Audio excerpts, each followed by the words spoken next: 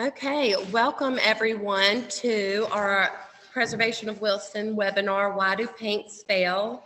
Presented by Reid Thomas in cooperation with the UNC Greensboro Field School Program. Tonight, Reid is going to go over some of the common paint problems when repainting older buildings. So towards the end, we'll open it up for a Q&A, and you'll have a chance to ask him questions about what he's talked about tonight. So without further ado, I'm going to make you the host. Okay, hello everyone. Thank you very much for joining in tonight. And I'm speaking to a group of students, so if I'm speaking up, you may have to turn your volume down a little bit, but absolutely thrilled to be here. We've actually packed in a lot. Let's see if I can get this to work. That slide. Nope. There we go. Actually packed in a lot tonight. I've narrowed it down from 6 hours to 3 hours. So sit back, get your popcorn. Now we'll try to cover this in about an hour or less.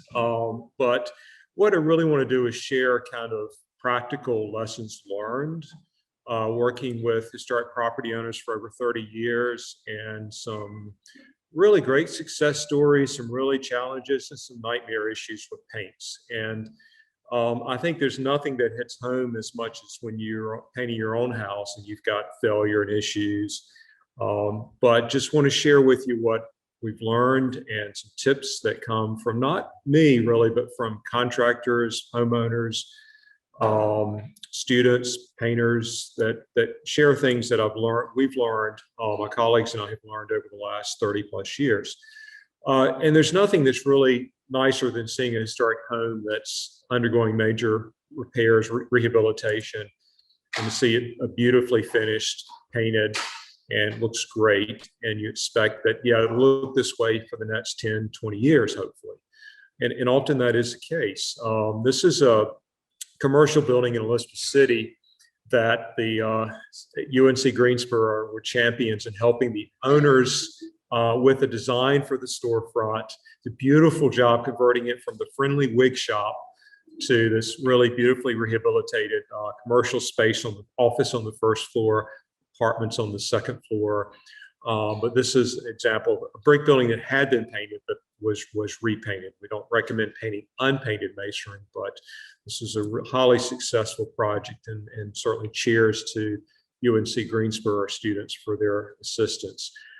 This is Hamilton Rosenwald School in Martin County. This is the before, this is the after. It's like, wow, pretty amazing to see this building painted, repaired, rescued essentially. It's going to be a river center in Rosenwald School Museum in the hopefully very near future.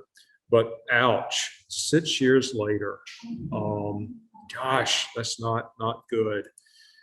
Or Belmont in Nash County, before it was rehabilitated and beautifully painted and renovated by Wesleyan. And it's like, wow, 5 years. This is really scary. Not only the peeling paint, but also the rot, the work that you do to last a long time. And this is a wonderful steward of this property in Edenton that's been in her family for a couple of 100 years. And they have maintained it beautifully, but it got to the point where it was consistent maintenance and the paint was failing. They painted 1 year, it was failing the next. So you really want the property owners to be happy, the investment they make, and certainly the painters too. You want to keep the painters happy. Our painters up at the top in his younger days, but keep a smile on their face, and they want to feel good about these projects. And it's really not that challenging. I mean, when you do a project for the first time, when you paint a house for the first time, you do a lot of work on it, you know, that's okay. You kind of expect a lot of effort and you want it to look good, to last for many, many years.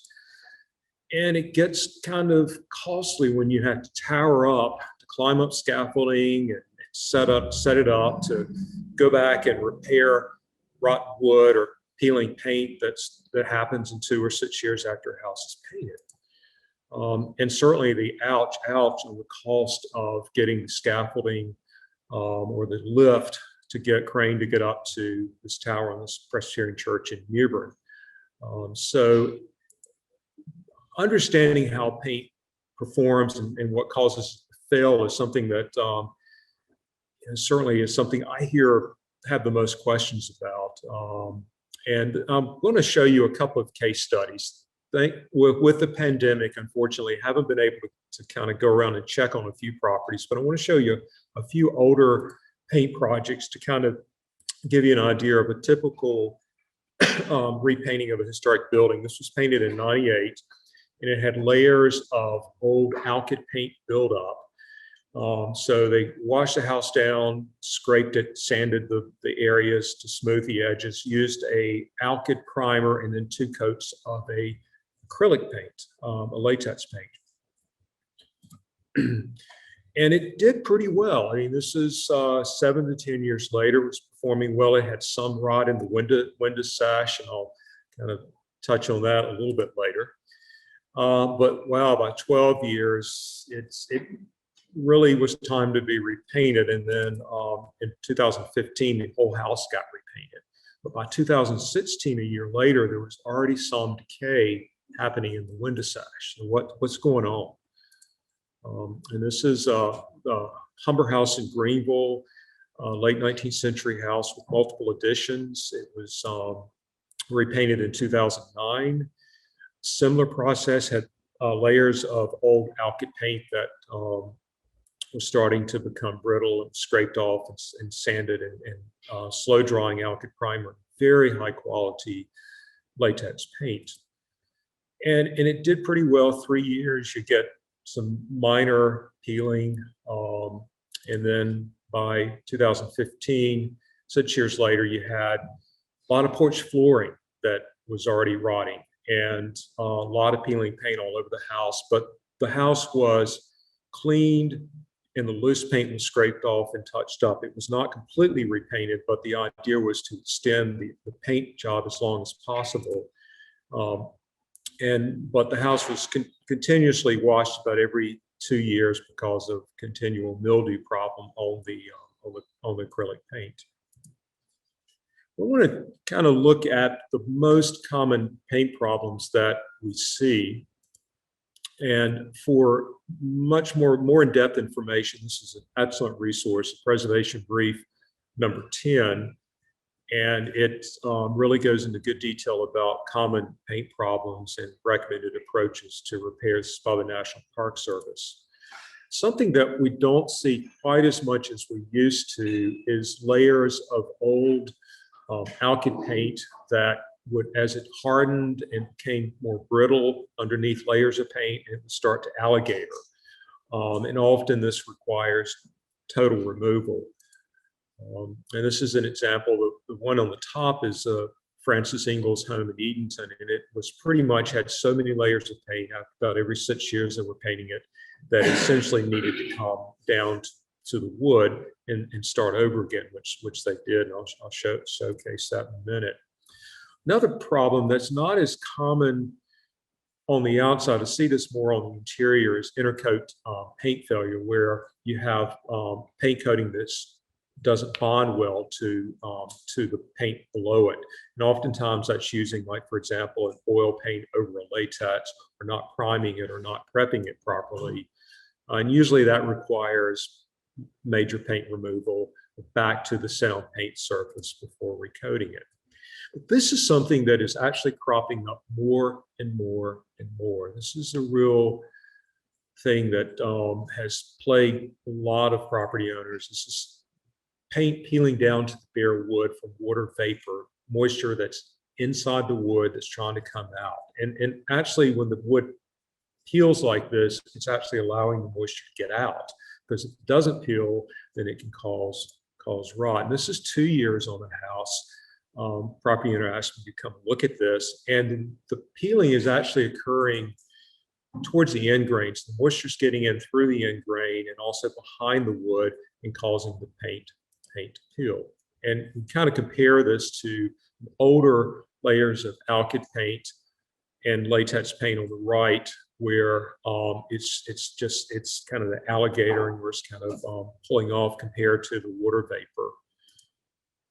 So buildings in northeastern North Carolina, all over North Carolina, particularly in the Northeast, are exposed to extreme environment. We get, hot summers, humid, we get ice occasionally, and certainly buildings and paint systems are exposed to a lot of weathering. And buildings also get wet most every day from dew. The siding gets wet. And it's interesting that if you look at, this is a house in Hertford County. This house has never had a bit of paint on it. It's 200 years old, and it's massive wrinkles from sun exposure. No sunscreen on it, no paint sunscreen to protect the wood, but the wood's not rotten. It's solid. And it's interesting that and this was under a porch, but also the other elevations of the house did not have paint on it. Most of those boards appear to be original. This is a building in a museum in Virginia the siding is about 50 years old. It's yellow pine. It's not a tight grain. It's mostly sapwood. The other image was a heart of the tree mostly. This is actually the outer growth ring sapwood. And it wasn't rotten. It was cracked and split. Pieces had broken off, but the wood was pretty solid. And this was really a very poor quality material as compared to the other, but it's held up pretty well. And you can see kind of the difference between the tight grain, old growth material and then the new. Of course, it's very difficult to find the older growth material anymore. And builders traditionally would select tight grain material and often resin-rich material, which is very decay resistant. But as that became less available, you'd see more sapwood being used. And the older wood actually was less absorbent. Moisture would not seep in very far in most cases unless it was exposed to a lot of water. So it was very stable, didn't move. But as compared to our modern day material, the mostly sapwood, fast grown material, this is a board that I cut and threw on the ground, left it for a week and picked it up. And then we had rain one afternoon and it just soaked in the moisture. You can see how the moisture has actually gone through the wood. And it's actually cupped from laying on the ground on one side. Historically, buildings were open. The wall cavities did not traditionally have insulation for the most part. Air would circulate. It would keep the interior of the walls dry, help keep the wood dry. And as time went on, and of course, it was harder to get the good heart material, the resin-rich material. Builders started building, this part of the design, these great overhangs and seeing more gutters installed. This really helped protect siding, help protect your painted surfaces, in addition to kind of aesthetics. But in the 20th century, boy, did we make some changes. We introduced a lot of moisture in buildings. And of course, creature comfort. We want to stay comfortable in this humid climate. And also changes in roofs, from wood shingle roofs to composition shingles or metal roofs without adequate ventilation, creating issues. And of course, insulation. And this was the first thing I think that I really saw when I came on board with our team, was that insulation was creating a lot of problems with certainly wood decay, but also paint failure. At Edgecombe Community College, the college rescued this historic building, moved it to the site, and as part of their curriculum class had been restoring the buildings, now really beautifully restored. And it's for the historic preservation program, technology program. But we took a look at it because the water was seeping in under the floor in the front room after a heavy rain. And we wanted to find out what was going on, they were hoping to keep the drywall that was in it, but ultimately we decided to cut out an area to see what was behind it. And this is Rick Lambert, who's a volunteer and is a member of the advisory board. We cut out a piece of plywood of sheetrock, conventional insulation packed in the walls. There was mold on the back of the sheetrock. It was soaking wet inside the wall cavity and hadn't rained for a week. And this is this is actually another building, but you can see kind of what happens. Moisture will seep up, will wick up behind the weatherboards. Really, no matter how well they're sealed, and you don't want to seal those, you want to be able to let moisture out and breathe, but you can see that staining. And over time, that moisture will actually work its way through the wood. And if the paint is permeable, it lets it out, breathable. If it's not, the paint will pop, but unless you're using a really thick mill paint, it will hold it in. Eventually you can see the decay that's occurring. But the real frustrating thing that I think a lot of us scratched our heads over for a long time is why you can understand the sapwood not holding up very well and not the best conditions, but why is it that wood that had been in houses for 200 years started to fail? Windowsills, porch posts, wood that had been solid, had been painted many, many times, done fine, but why all of a sudden? This was in the late 90s, early 2000s. Saw more and more and more of this happening. This is Belmont on its new site. It's beautifully restored. And this is a mahogany door. This is on the side. You see that this back set of stairs. This goes up to this door. And they put a storm door up since this, but the door was painted on the outside. They just had a rainstorm. And I noticed how wet, where the water was seeping in around this really tight door, beautifully constructed, painted on the outside, but water still found its way inside. And of course, the door was scheduled to be painted on the inside. So this is kind of moisture that can get into wood. And if it can't get out, it can create problems. This is a home that had a real thick mill paint put on it, and it scraped some of it off. It was wet behind it, and it had not rained for several days. So there was moisture trapped behind this paint. And even this 100-year-old wood was soaking wet. I think the most valuable lesson I've learned in the last 30 years is really that traditional materials need to breathe. Wood needs to breathe. If you seal things, in a well-meaning attempt to stop the water from getting in, often we seal the water in and creating decay. And this is also true for older masonry. And I'm going to shift for a minute and talk a little bit about paints. So kind of building a story. We're only about, we still got 2 hours and 45 minutes to go. So I'm building this story. But traditionally, paints up until around World War II were linseed oil paints. It was made from the flaxseed plant. And it was mixed with a pigment, usually natural earth pigments, and often to make it thicker, more body to it, they would add lead, white lead to it. And it made a really durable paint. The less lead, it was more like a stain, but it made a paint that would last for quite a while, except it wasn't super durable for abrasion. This is the chair on the left is painted with the linseed oil paint. You see how glossy it is. Linseed oil paints are very glossy initially, and then they flatten out. The shutter on the left is a 200-year-old shutter that's got original paint on it, and it's very flat. Right, I added some linseed oil, and you can see how you kind of revive the finish. This shutter was, of course, underneath the porch protected, but this is what traditional paints were, very glossy. They would flatten out. Eventually, they would just kind of weather off a house over time. Usually 15 to 25-year period is kind of typical for these paints. And then in an effort to make paints, the surface harder, alkyd resin paints were created in the 20s and became really more in use in this region in North Carolina in the 1940s. And it was really usually a linseed oil or different types of oils were used, particularly linseed oils. And then later, in the late 90s, they started to change the formulas to more synthetic resins and also epoxies.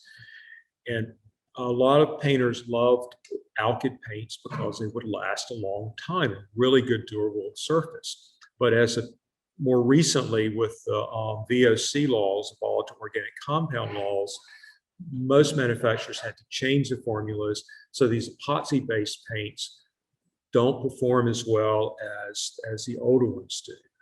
And of course, this is different. The linseed oil paints are different from the alkyd paints, even though the alkyds did have linseed.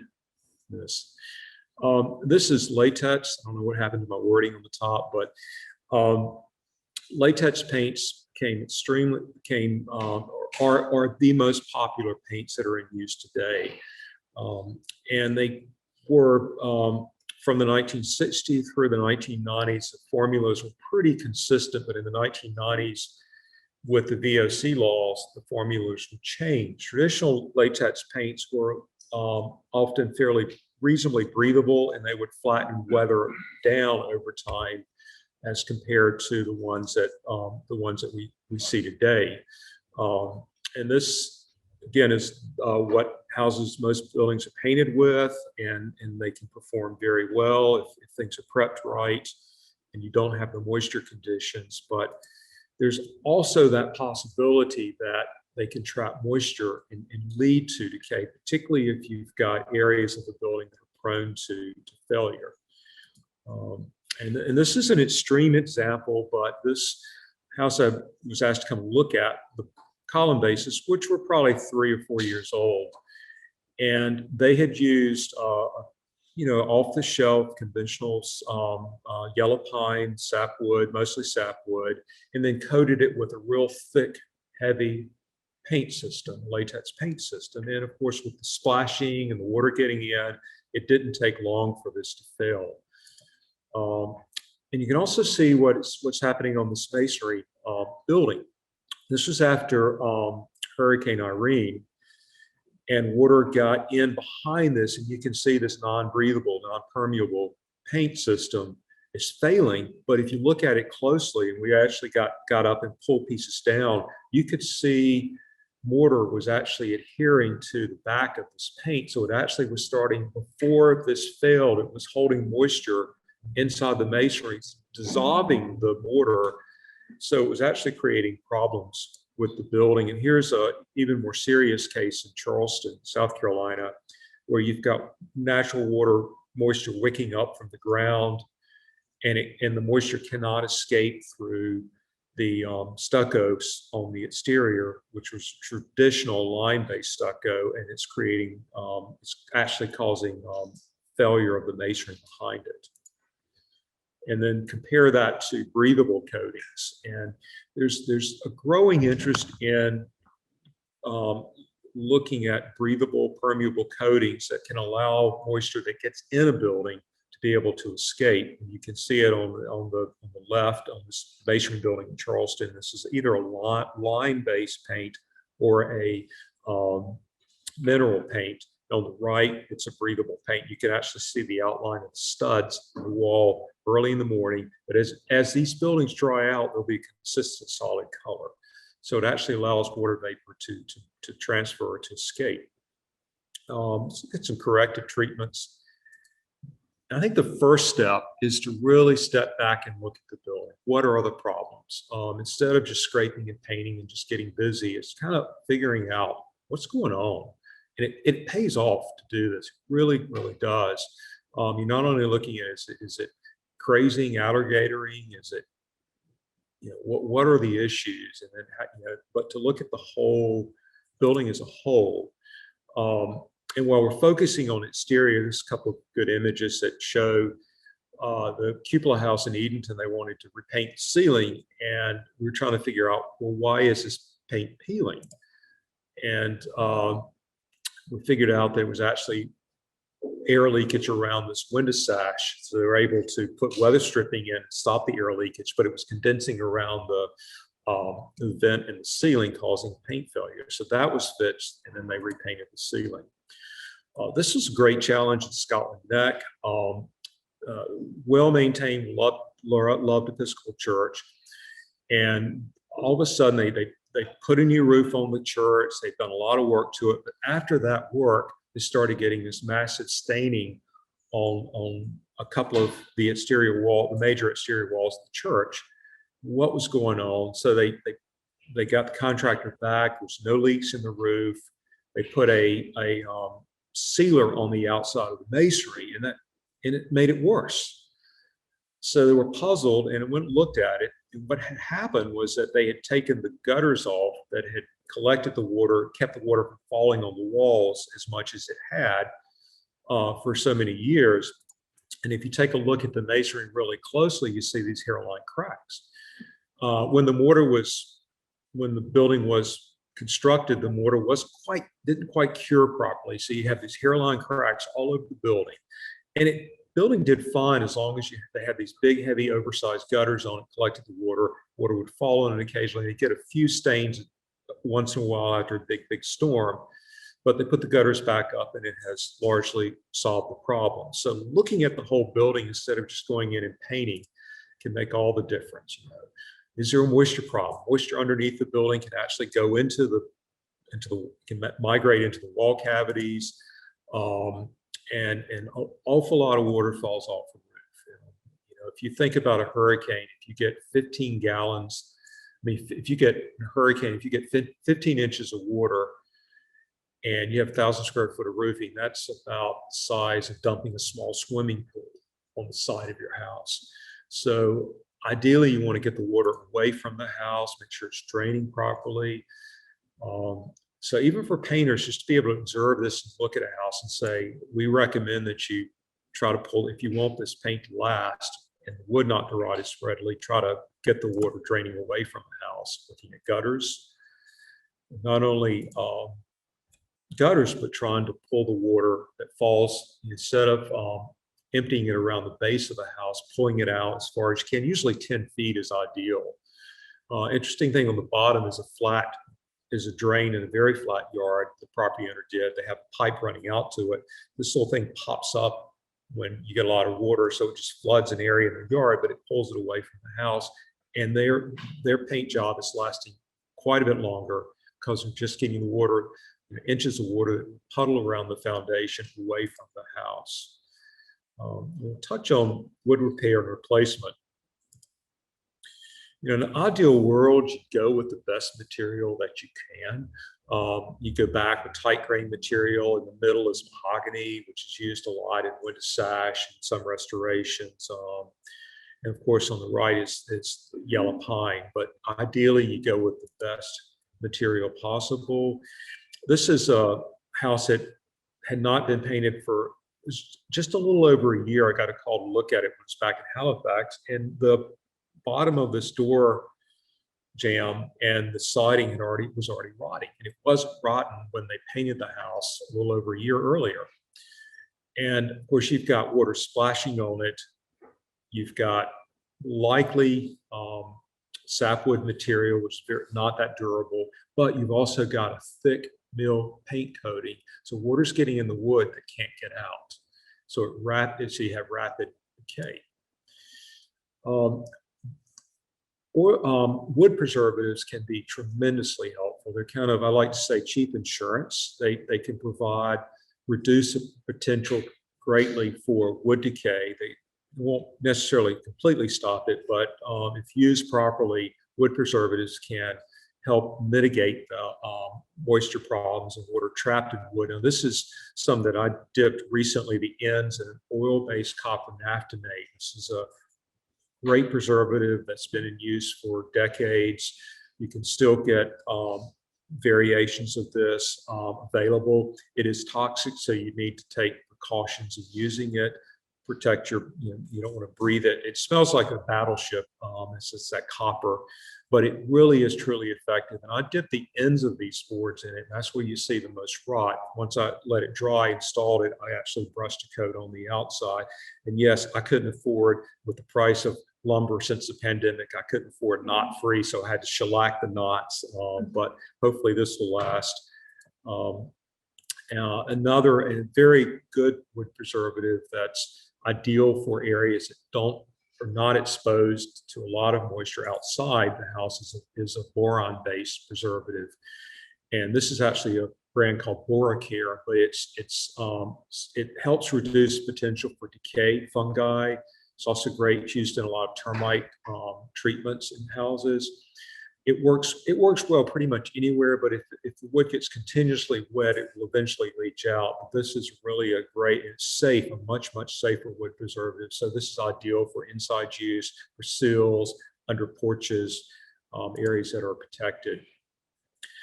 And wood fillers, wood epoxy. This was a real challenging problem. The window sash at Hope in Bertie County were deteriorated, so the painter used a wood epoxy. Within 2 years, every single patch that she had used, and she used really good quality epoxy, had failed and actually caused more damage to the wood.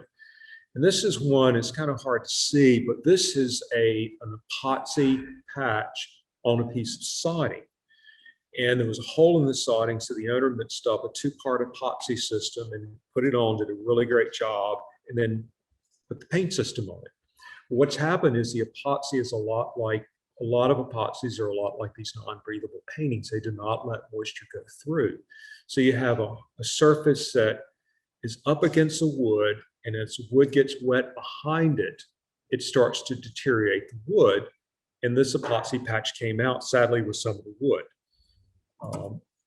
And there are breathable fillers that work really well in situations like this. And I'll show you an example in a few minutes, a better example. And also caulks, being aware that caulks can trap moisture and create decay issues. This was a real fun challenge of getting this wood sill out of this brick house. And we think it's probably because of being caulked up and trapping moisture in. Now, ideally, when you're using caulks, it's generally fine to use vertical joints, but you don't want to go and seal underneath the weatherboards. There may be areas where you have a few gaps where caulk is okay, or sometimes I'll caulk a little bit out from a window where water is kind of working its way around the frame. But in general, you really want to try to avoid caulks where moisture can trap moisture and eventually lead to decay. Okay, we'll look at paint prep. I think most important thing is just to be aware that potential for lead in paint. You want to be very cautious in prepping with houses that have lead paint. Lead was used in paints up until 1978, but there have been a number of houses tested and they're built in the 1980s that had lead paint because it continued to use those. So certainly there's a lot of good information and online about Park Service has some good information on the preservation piece about lead. In prep work, you kind of get what you do. Prep work is, in many ways, I've always heard 80% of how long your paint will last, and I think that's largely true. This house was just barely scraped and recoated, and it fails about every 2 years. And there are various ways to remove paint. I think when you get to the point where you have that alligatoring, like Frances had on her, Ingalls had on her house, some of these other ones, intercoat peeling, you almost have to take the paint down to make it to last, to bond. This was a pair of Victorian doors where the owner used a heat plate. And heat plates and heat guns work very effectively. The problem is that the heat plates and the heat guns can vaporize the lead. The heat is so high, but the most concerning thing is that it can cause a fire. And you can see some of the burning and charring from just using the heat plate on the store. So you never want to use a heat plate or a heat gun on wood siding. This is potential for something inside the wall cavity, whether it's insulation, whether it's a bird's nest, something that's in there to catch fire. And there have been many cases, sadly, in North Carolina, of historic homes, older historic homes burning. Usually the fire starts in the middle of the night, it smolders, and at 2 or 3 in the morning, it flames up. So I'm very cautious with using heat plate or heat gun on siding. This is a tool that's been introduced a few years ago, an infrared paint remover, and it actually heats. If it's used when used properly, it heats less than what vaporizes lead, but it also is below the burn point. So it's slower than a heat gun or a heat plate, but it's very effective in removing paint. And you see on the siding on the left how you didn't take off all the paint. is just down to that sound layer. And sometimes you're taking off the latex or the old alkyd paints. When you get back to the original or older paints, they're fine, they're stable. There's no need to take them all the way down. So you don't have to scrub it clean. You just want to have a really good surface to bond. But if you're not removing paint down to the surface, the tips that I've learned, the best approach that have been, I think painters that I've worked with, and I've learned myself the hard way, making mistakes like I think we all have on many projects, but is to start with scraping. Picking the scraper that works best. I love the pull scraper, which, keeping a sharp blade. And then, of course, hand sanding, palm sander, or this orbital sander are really good. Of course, mining if there's lead in the paint.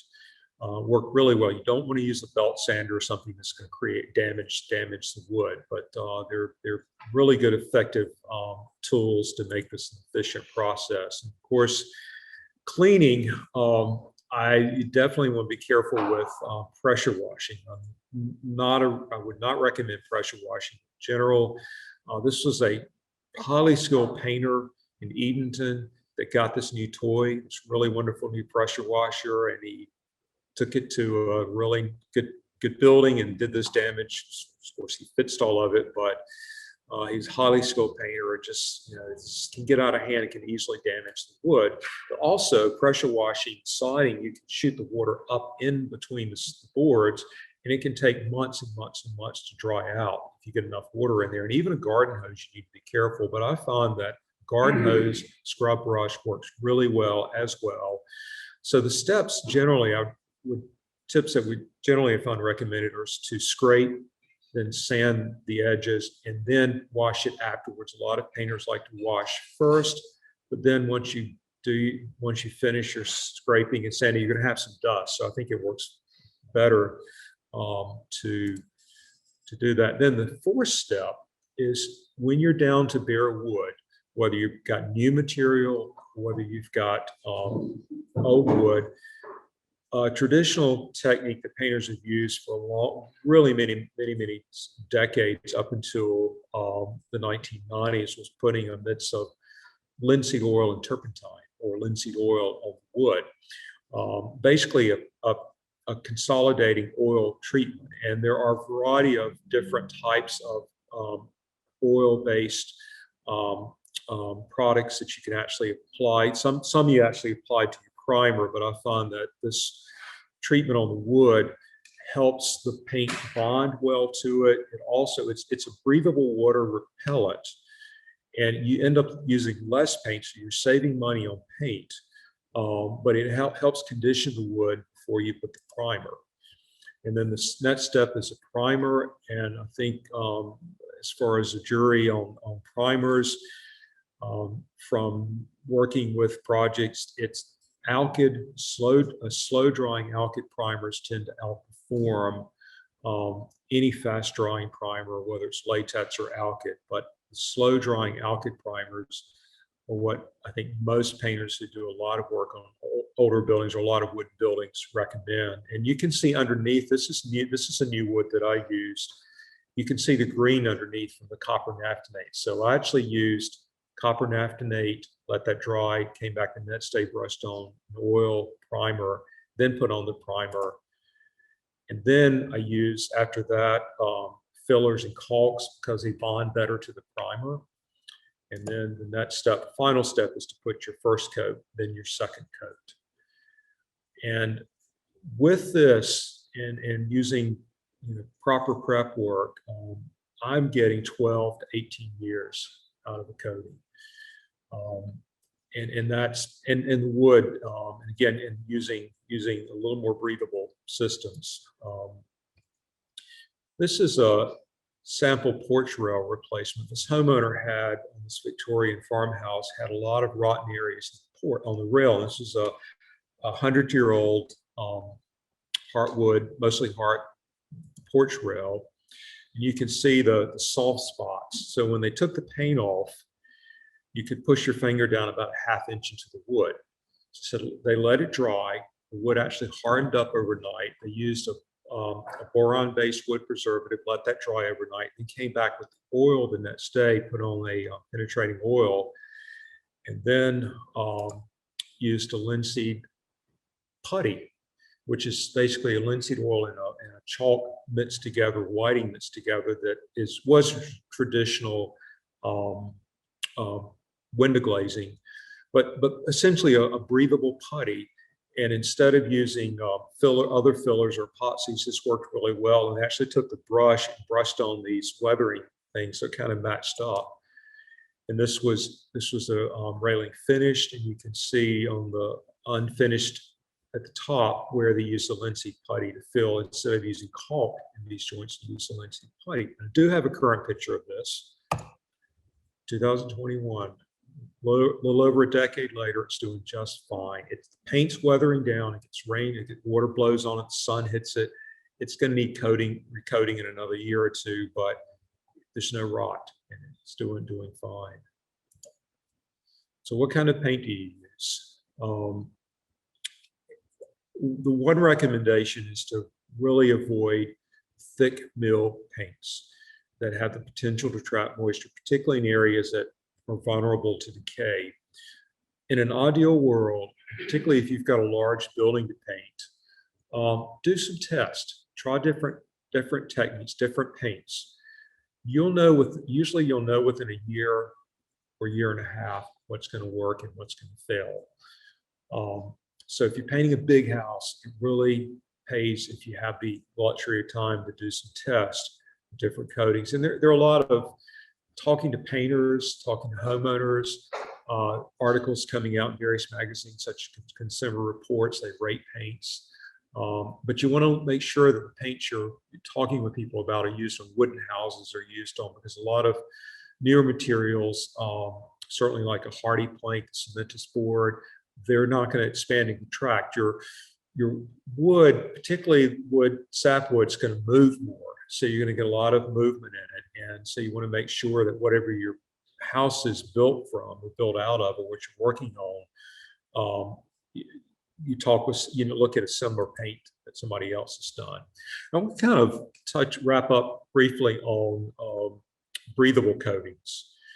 And this is still a bit of a learning curve with breathable coatings. Again, this is building in Charleston, and I'm not sure if it's a mineral-based paint or lime paint.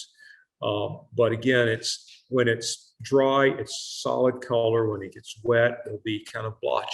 It's just the nature of it. But it's letting moisture that gets in the wall can get out. This is actually repels water to a point, but water can still get in, but it can also dry. So it's not it's not holding moisture and causing problems. This is a museum building in Halifax that was finished right before the pandemic, had big openings. They haven't had it yet. But they decided to use a linseed oil, traditional linseed oil paint. There are companies now marketing these. And it was a bit of a learning curve. The museum across the street from them, they painted about every 6 years. It needs painting every 2 years, but they painted every 6 years because it looked so bad and boards are falling off. And the team that working on this building said, let's try something different. And it's done really, really well. It has mildew depth, and that's been problematic. One of the problems with breathable materials, whether it's the older stains, and you can still buy oil-based stains, is that it's not always the surface of the coating that's going to mildew. It's mildew that's in the wood that's coming through the coating. And it's a little bit harder to clean off, but you can. So that's been a bit of a problem, but now a lot of the manufacturers of these traditional coatings are adding zinc and other things to help reduce this from happening. Another coating that's, I think we're going to see a lot more, I think we're going to see a resurgence of it, is pine tar preservative and pine tar paint. And this was used for centuries. And there are references in North Carolina. There's shingles been discovered in attics that have traces of pine tar paint. Basically, it was pine resin mixed with the linseed paint. and it makes this really high glossy paint and a very durable paint, very breathable. On the left, you see kind of the economical just a pine tar put on buildings. So this is now becoming available. It's a great preservative, but it also makes a good paint. Maybe not necessarily for the front of a house, but it's really a good, I think, alternative. We'll see more of it. And this, and that actually, the last image was Colonial Williamsburg. They're using it on several buildings. But I think we got to jump on. This is a cupola house in Edenton. Actually used a pine tar paint on the wood shingle roof back around 2010. And we researched and decided, let's give it a try. And traditionally, wood shingle roofs were painted, and most of them, and this was painted, we chose a gray. They were typically a slate gray or red oxide. And so we coated it with 2 coats of pine tar and linseed paint mixed together, and it's done really, really well. It helps, it sheds water off, protects the shingles from the UV, the harmful UV. So another paint that's interesting is lime paint or whitewash. Lime paint is traditionally produced from, in this region, oyster shells, and certainly further west, limestone. You burn it, you create a powder, you mix it with water, you slake it with water. It makes use it for mortar, use it for white, but it makes a great paint. And also now it's commercially available in colors.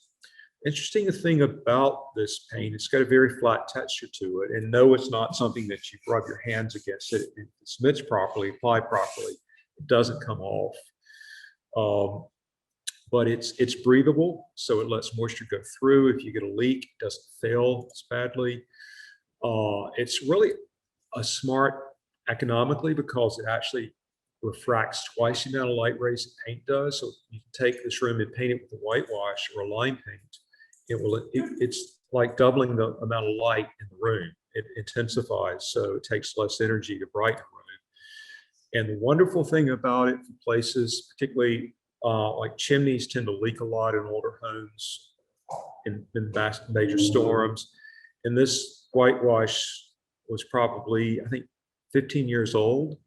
And all it required to, after it dried out, was cleaning it and then coating it with another coat of whitewash. You see on the right what it looks like with one coat. This was 10 or 15 years after it was initially done. It completely blends in. So it's a real interesting coating to try, and it's really inexpensive. You can make it yourself. I've made it from Mason's hydrated lime and water for 50 cents a 5-gallon bucket. Or you can buy it in containers now. You can buy it in colors, but it's certainly, I think, a really good potential alternative. It works well on drywall. It works well certainly on plaster in certain situations. And maintenance is also, I think, really to extend the paint job instead of having a house, painting a house and just waiting 10 years or 8 years, 10 years, 12 years to paint it again. You know, every so often, certainly you can scrape and repaint areas that are peeling. You can match the faded paint, so you can extend the life of a paint job sometimes for many years. And certainly just cleaning, and there are a variety of really safe mildewcide cleaners now on the market instead of using just a bleach. Sometimes bleach actually will leave a textured surface on the paint and cause the mildew to come back sooner. There are additives you can add to the bleach, but they're also very safe now, oil cleaners and things that are on the market that I've tried several and very, very pleased with the results and how well they last. So yeah, this was our house. 2 years, the old system failed. I was very frustrated, spent a lot of money. I talked to buy the materials, very expensive. Got to get good materials so it lasted 2 years. And I ended up replacing several pieces of siding because it was holding moisture, rotting wood. The right is our new, bottom is a new system that's now going on 6 years, and it's doing just fine. So really it's really worthwhile to figure out what the problems are, to look at potential for moisture being trapped, and then coming up with the best paint system that you can. Of course, just never give up, keep trying. And as Winston, our 12-year-old now, he doesn't climb the ladder anymore. He uses a longer brush. But I'd be glad to answer any questions. I think I will. I'll jump back to the slide, but we'll mention that certainly, if you've got a big project coming on, certainly keep in mind for properties that are on the National Register, their historic preservation tax credits for certain residential properties and commercial buildings. That certainly this has been, often if you're going to have to take the paint all the way down to the wood, it's a lot of effort, a lot of wood replacement. Other repairs on a home's tax credits can sometimes be very, very helpful for property owners to consider. So I'll stop and see questions. Okay. Great presentation. Thank you.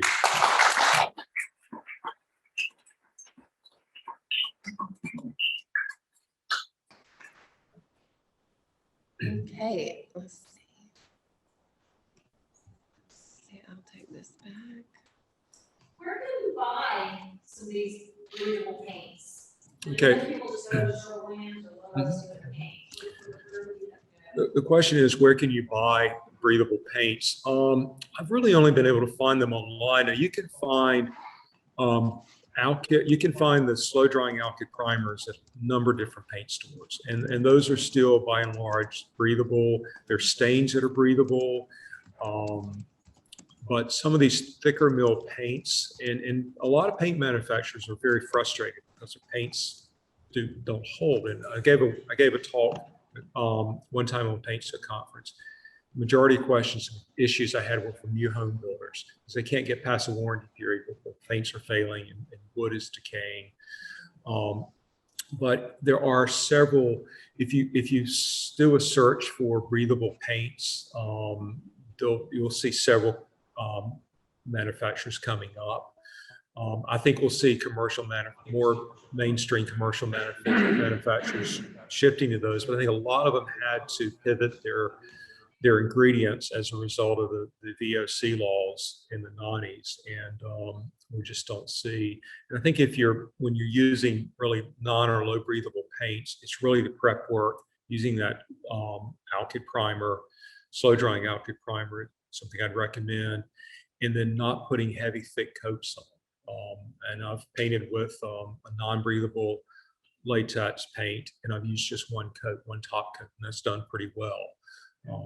But yeah, it's more of them are becoming available, but it's not something that's readily available unless you're looking at a stain. Sorry. Is the lime paint suitable for a layer house or like drywall, or does it need to only be with? Works well on drywall. It's actually used a lot in other countries. In new construction, it's even used. I know there was a company in Virginia making it, and they were selling it to a lot of new home builders. So it's certainly something that can be used on drywall, plaster. It just needs something to bond. You can't use it on wood. You can't use it on a smooth surface. It needs to have a flat surface. And I can send information or article about lime wash. You have to like scrape off the previous paint. If it's peeling, yeah. If it's flat like this actually would probably hold lime wash well. And for example, if you're going to use a lime paint or a lime wash on this, you take a water bottle, a spritzer bottle, and you dampen it. You need to dampen it first, and then you brush it on. And it's a learning curve, but it's not that difficult. The main thing is protect your eyes from it dripping in them, because the lime will burn a little bit. I do it in the summertime because your skin's not as dry, but it's really safe. You just want to mix it. If you mix it with the dry powder, mix it outside so you're not breathing in the dust from it. But it's very safe once it's wet, and applying it. It's actually very good paint. What is alkyd? Alkyd is kind of a synthetic-based oil paint. It was developed after really in the 1920s, became very popular in the 1940s. And it had, while it had oils in it, it had a lot of other synthetic resins in it to make it a more durable. The linseed paints, traditional paints, you could take your hand and really rub hard and start to rub the surface off. But the older paints would chalk over time. The alkyd paints were more durable for a longer period of time before they started to chalk. And that's what became popular. But the formulas have changed in recent years to having more epoxies in them, so they're really not breathable for the most part, except for that alkyd primer, still a very good breathable thin paint.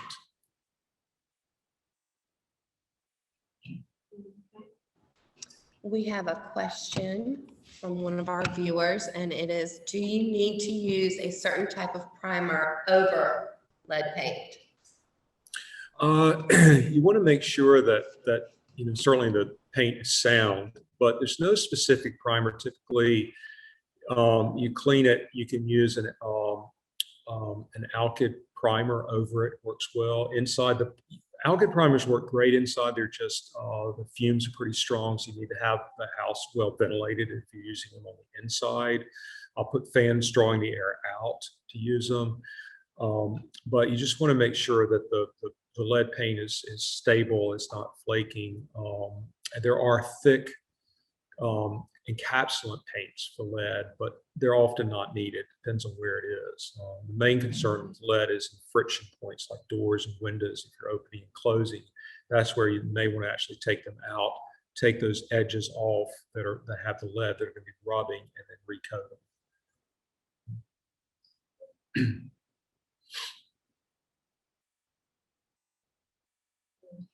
Another, do you have any recommendations for finding any contractors who will do these types of jobs correctly?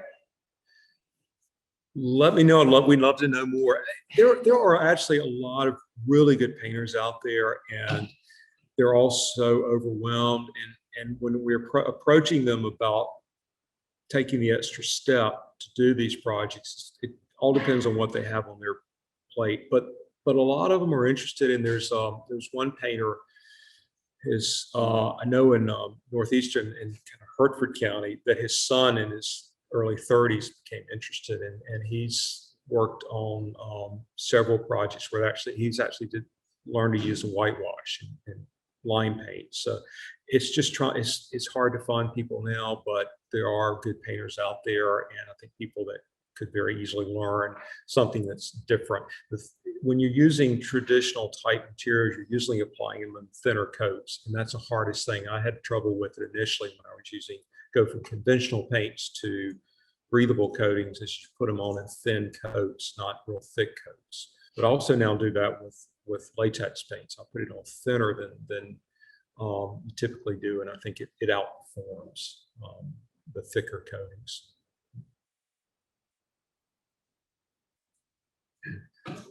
Another question from Stephanie. With your experience in the restoration of shotgun houses, what is a guess on a paint job? A guess on the estimate on the cost. Gosh, I could tell you 15 years ago, 20 years ago, probably within $1,000, $5,000 of the cost of rehabbing the building, but I don't touch it anymore. I've seen paint estimates. One house we had several people estimate. This is a large house, Hope, I showed you images of. We had estimates from $9,000 to $89,000 from all reputable painters. So they ended up going in the middle. Somebody they felt actually fairly comfortable with, but they really do range. I mean, I'd be leery of something that's too low, and also something too high. Maybe that is too high. And sometimes the best advice is to get them to paint one side or one area. Just start with, particularly the larger the house. Could you do one area and see how it looks, how it works, what the cost is? Because sometimes they don't know. I mean, most painters have good experience in figuring out or can give you good estimates, but if it's something, shotgun house that you've got layers of paint built up and they've never used a specific tool like the infrared to remove it, they really need to give it a try first. But once you get that system down, it's pretty efficient. I've used an infrared to remove paint off one entire side of a house, and it went a lot quicker than I thought. But it's just kind of that learning curve. So yeah, I wish I could tell you, but I don't want to really guess at it. Sure. So, Okay. I have a question.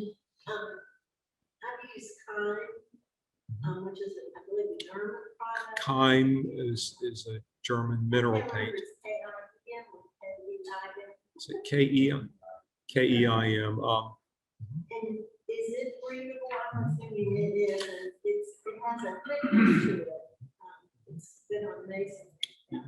We have a question about Kine, K-E-I-M, which is a mineral paint, and it is very breathable.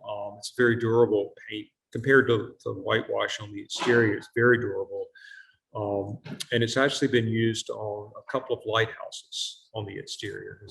It's got a long service life, so it's one of the several brands that are out there for mineral paints, and it's great for masonry. Doesn't work on wood, but it's a good masonry coating.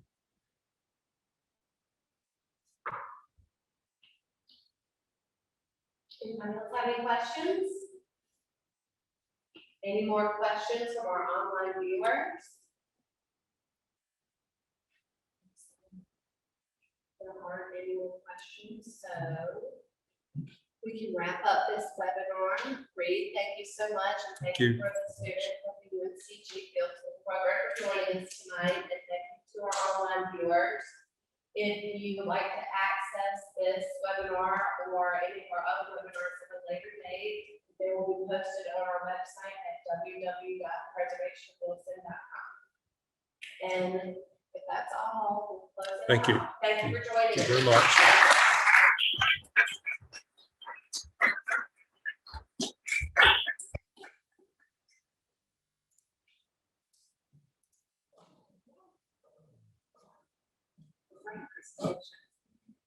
I'm sorry I've spoken to this probably more than out here, so sorry about that. I'm just glad the pictures work. I was afraid I was going to have to say 1,000 words for every picture, and that we would have been here a long time. Well, you prepared us for 3 hours, so.